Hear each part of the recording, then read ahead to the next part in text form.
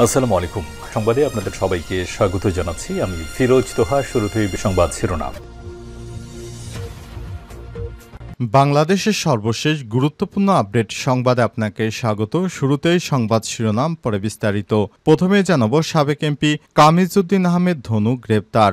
ময়মনসিংহ ১১ ভালুকা আসনে সাবেক সংসদ সদস্য কাজীমউদ্দিন আহমেদ ধনুকে গ্রেপ্তার করেছে ঢাকা মেট্রোপলিটন পুলিশের যাত্রাবাড়ি থানা পুলিশ। বুধবার ১৪ মে রাত ৩টার দিকে রাজধানীর আফতাবনগর এলাকা থেকে তাকে গ্রেপ্তার করা হয়। যাত্রাবাড়ি থানা সূত্র থেকে জানা গেছে, গত ২৬ আগস্ট ২০২৪ তারিখে যাত্রাবাড়ি থানায় দায়েরকৃত একটি হত্যা মামলায় তাকে গ্রেপ্তার করা হয়েছে। জানাবো, নেতানিয়াহু স্বীকারোক্তি, ফিলিস্তিনিদের তাড়াতে গাজা ধ্বংস করছে ইসরায়েল। অবশেষে স্বীকার করলেন ইহুদিবাদীরা যে গাজার নিরীহ মানুষদেরকে গাজা থেকে তাড়াতেই তারাই যুদ্ধের নাটক করছে। ইসরায়েলের প্রধানমন্ত্রী বেঞ্জামিন নেতানিয়াহু নেসেটের ইসরায়েলি পার্লামেন্টের পররাষ্ট্র ও প্রতিরক্ষা কমিটির এক বৈঠকে বলেছেন, আমরা গাজায় আরও বেশি বাড়িঘর ধ্বংস করব যাতে ফিলিস্তিনিরা আর সেখানে না ফিরে যেতে পারে। আজ টাইমস অফ ইসরায়েলের এক প্রতিবেদনে নেতানিয়াহুর এসব কুকীর্তি ফাঁস হয়েছে। এরপর জানাবো, হামাস নেতা সিনোয়ারকে লক্ষ্য করে হামলা ইসরায়েলের। গাজায় ইসরায়েলি হামলায় আরও ৭০ জন নিহত, হুতিদের ছোড়া ক্ষেপণাস্ত্র ধ্বংসের দাবি তেল আবিবের। ফিলিস্তিনের ছিটমহল গাজার দক্ষিণ অঞ্চলে হামাস নেতা মোহাম্মদ সিনোয়ারকে লক্ষ্য করে একটি হাসপাতালে বড় ধরনের হামলা চালিয়েছে ইসরায়েল। এতে তার ভাগ্যে কি ঘটেছে তা এখনও পরিষ্কার হওয়া যায়নি। এদিকে গাজা জুড়ে ইসরায়েলি হামলায় অন্তত ৪০ জন নিহত হয়েছে। অন্যদিকে ইয়েমেন থেকে ছোড়া ক্ষেপণাস্ত্র ধ্বংসের দাবি করেছে ইসরায়েল। এদিকে ভারতের মণিপুরে ভারতের সেনাবাহিনীর সঙ্গে গোলাগুলিতে নিহত ১০। ভারতের উত্তর পূর্বাঞ্চল রাজ্য মণিপুরে চান্ডেল জেলায় ভারতীয় সেনাবাহিনীর অভিযানে অন্তত ১০ জন সন্দেহভাজন নিহত হয়েছে।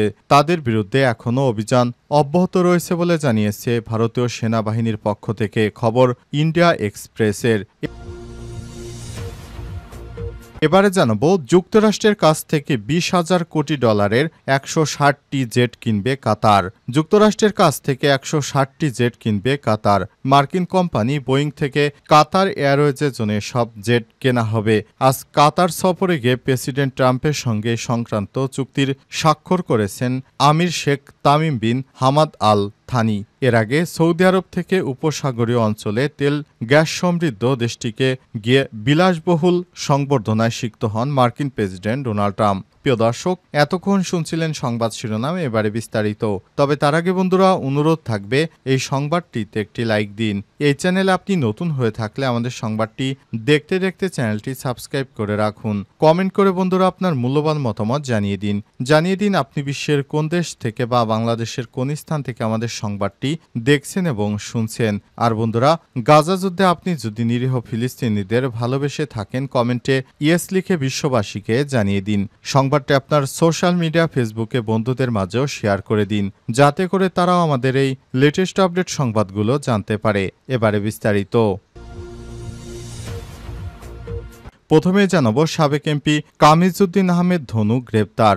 ময়মনসিংহ ১১ ভালুকা আসনে সাবেক সংসদ সদস্য কাজীমউদ্দিন আহমেদ ধনুকে গ্রেপ্তার করেছে ঢাকা মেট্রোপলিটন পুলিশের যাত্রাবাড়ি থানা পুলিশ। বুধবার ১৪ মে রাত ৩টার দিকে রাজধানীর আফতাবনগর এলাকা থেকে তাকে গ্রেপ্তার করা হয়। যাত্রাবাড়ি থানা সূত্র থেকে জানা গেছে, গত ২৬ আগস্ট ২০২৪ তারিখে যাত্রাবাড়ি থানায় দায়েরকৃত একটি হত্যা মামলায় তাকে গ্রেপ্তার করা হয়েছে।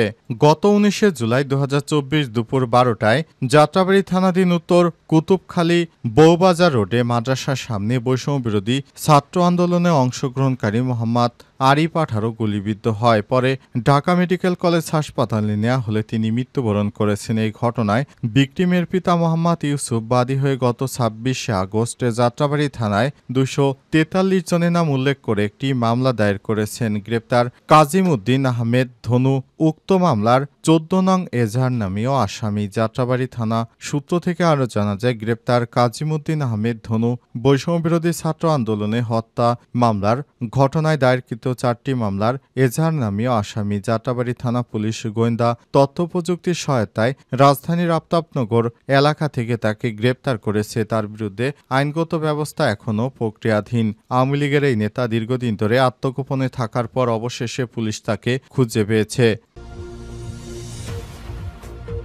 নেতানিয়াহুর স্বীকারোক্তি, ফিলিস্তিনিদের তাড়াতে গাজা ধ্বংস করছে ইসরায়েল। ইসরায়েলের প্রধানমন্ত্রী বেঞ্জামিন নেতানিয়াহু নেসেটে অর্থাৎ ইসরায়েলি পার্লামেন্টে পররাষ্ট্র ও প্রতিরক্ষা কমিটির এক বৈঠকে বলেছেন, আমরা গাজায় আরও বেশি বাড়িঘর ধ্বংস করব যাতে ফিলিস্তিনিরা আর ফিরে না আসতে পারে। বুধবার 14 মে এক প্রতিবেদনে এই তথ্য দিয়েছে মিডল ইস্ট আই। রোববার অনুষ্ঠিত ওই বৈঠকের কথোপকথনের কিছু অংশ ইসরায়েলি সংবাদ মাধ্যমে ফাঁস হয়েছে। নেতানিয়াহু আরও বলেছেন, এর একমাত্র পরিষ্কার ফলাফল হবে গাজাবাসীর গাজা উপত্যকা ছেড়ে অন্যত্র চলে যা। আমাদের মূল সমস্যা হলো তাদের গ্রহণ করতে রাজি এমন দেশ খুঁজে বের করতে হবে। তিনি আরও বলেছেন, আমি জানি এখানে কিছু মানুষকে হতাশ করব, তবে এখনই গাজা উপত্যকায় ইসরায়েলি বসতি স্থাপন নিয়ে আমরা আলোচনা করছি না। ইসরায়েলের মারিব পত্রিকায় ফাঁস হওয়া আংশিক ট্রান্সক্রিপ্ট অনুযায়ী কনেসেট সদস্য লিমোর সোনহার লেমেক বলেছেন, আমেরিকান ইহুদিদের নিয়ে আসুন গাজায় বসতি স্থাপন করাতে,